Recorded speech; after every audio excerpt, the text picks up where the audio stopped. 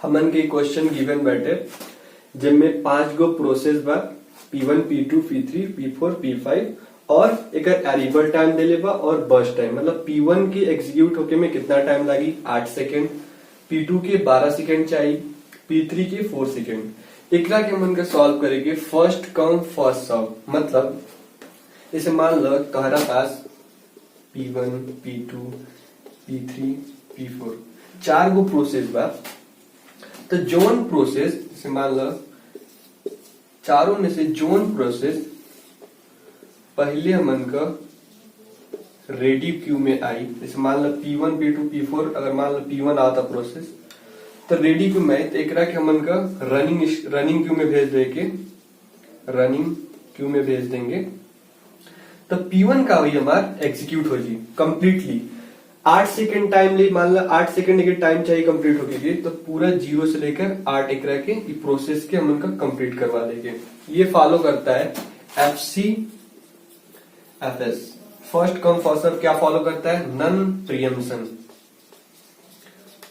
None preemption में ये होला कि जोन प्रोसेस ओकर जितना एग्जीक्यूशन टाइम है, जैसे मान लो P1 के पास एग्जीक्यूशन टाइम 8 बार तो पूरा कंप्लीट एग्जीक्यूट हो जाए। चलो कि सॉल्व करेंगे क्वेश्चन के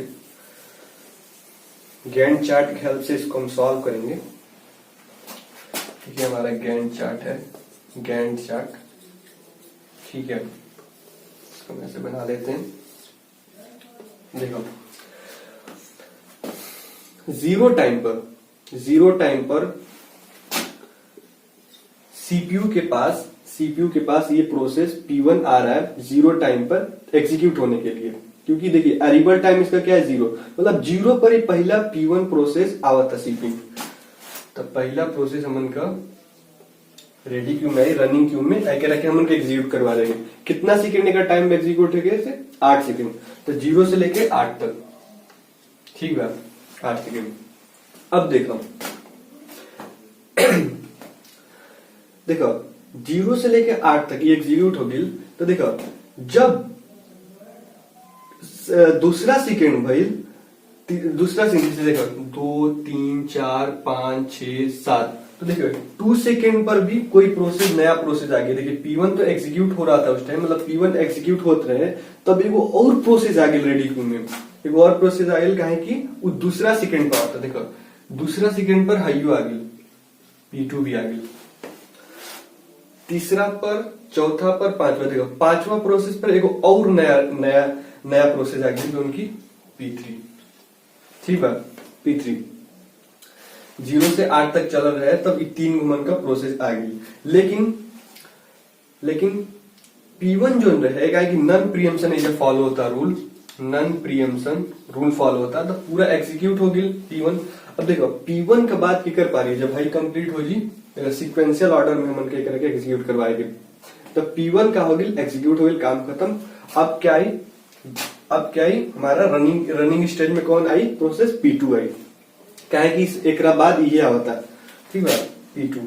तो P2 के मन का रनिंग क्यू में एग्जीक्यूट करवाएंगे। कितना सेकेंड चाहिए मतलब 12। तो 8 से लेके 12 यानी कि 20। ठीक है P2। देखो 8 और 20 के बीच में, देखो 8 और 20 के बीच में P4 भी प्रोसेस आ गई, P4 भी आ गया और P5 भी। मतलब ये सारे प्रोसेस अब एग्जीक्यूट होना चाहते हैं। लेकिन लेकिन क्या है कि यहाँ पे जिसका एरिबल टाइम पहले है, मतलब जो पहले है वो पहले एग्जीक्यूट है। तो देखो एरिबल टाइम 0 का P1 का 0 है तो वो यहाँ से एग्जीक्यूट हुआ। 0 से लेकर 8 सेकेंड तक चलल P1 एग्जीक्यूट हो गई। अब P2 भी हमन के एग्जीक्यूट हो गई। क्या है कि 8 तक चलल और 8 से लेकर 20 मतलब 12 सेकेंड के लागल टाइम 20 तक हमारे पर P2 खत्म, P1 और P2 खत्म हो गई। अब की कर पा रही है P3 का एग्जीक्यूशन टाइम कितना बा 4। P3 के मन का 4 तक चला दे यानी कि 24 तक ये भी कंप्लीट हो गई। अब आयल के P4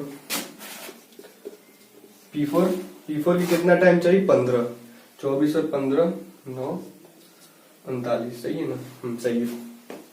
P4 भी कंप्लीट हो गई। अब आयल कौन P5 पे कितना टाइम लगा था 6 सेकेंड। 39 6 45। तो देखो ऐसे करके हम उनका एक एक प्रोसेस एग्जीक्यूट हो गए। पहले P1 आई अरीब करल 0 पर, तो P1 के एग्जीक्यूट करेंगे। फिर ओकरा बाद ई जब चलत रहे एग्जीक्यूट होत रहे 8 सेकंड पर, तो P2 भी आ गई, P3 भी आ गई, P3 भी आ गई, और ओकरा बाद P4 कब आई 9 सेकंड में, बीच में 9 सेकंड पर P4 आई, और 11 पर P5 भी आ गई। लेकिन रेडी क्यू में तो आ गया, रेडी क्यू में आ गया, पहले P1 आया था, फिर P2 आया था, क्योंकि अरीबल टाइम देखिए 0 P1 आया, फिर 2 पे क्या आया P2 आया, फिर 5 पे क्या आया 0 पे आया, 2 पे आया, और फिर 5 पे क्या आया P3 आया रेडी क्यू में। ये क्या है हमारा रेडी क्यू।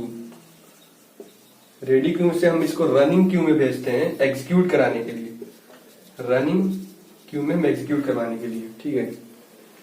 तो यहाँ पे हमारा P3 5 पे आया, P4 9 पे आया, P5 11 पे। इससे मतलब नहीं कि कब आ रहा है, हमें यहाँ पे देखना है कि कौन कितना टाइम ले रहा है एग्जीक्यूट होने में। जैसे मान लिया P1 आया तो 8 सेकंड में एग्जीक्यूट हो गया, खत्म।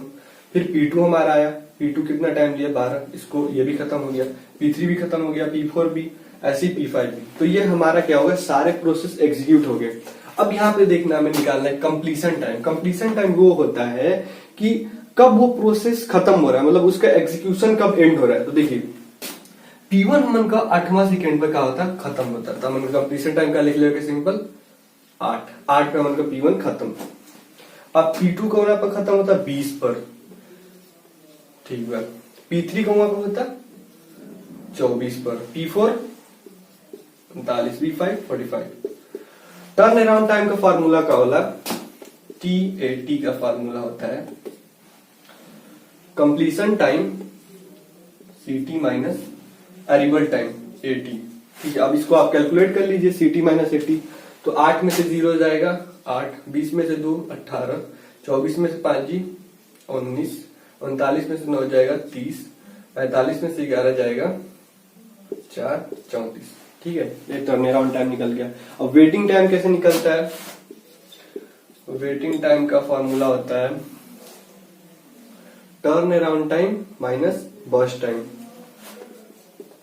T80 minus burst time. Turn around time हमारा कितना 8 और बर्स्ट टाइम 8 यानी कि 0। 18 में से 12 गया 6, 19 में से 4 गया 5, और 30 में से 15 गया 15, और 34 में से 6 गया 28। ये हमारा ये निकल गया। अब हमें एवरेज निकालना है, तो इसको साफ कर देते हैं। Let me clear this and we have to calculate average waiting time and average turn around time. तो एवरेज आप कैसे निकालते हैं, जितना प्रोसेस है 5 प्रोसेस है, और कितना हमारा है इसको जोड़ दीजिए, कितना आएगा 8 प्लस 18 प्लस 19 प्लस 30 प्लस 34 बटे 1 2 3 4 5 प्रोसेस है, इसको जो आएगा आपका आंसर। और इसके बाद क्या है हमारा वेटिंग टाइम, वैसे निकाल दीजिए, सारे प्रोसेस को जोड़ दीजिए 065 प्लस 15 प्लस 28, और इसको हम क्या करेंगे 5 से डिवाइड कर देंगे, जो आंसर आएगा आपका टर्न अराउंड टाइम। तो इस तरह से हम इसको first come first serve scheduling algorithm से इस पूरे क्वेश्चन को सॉल्व कर लेंगे। Thanks for watching this video.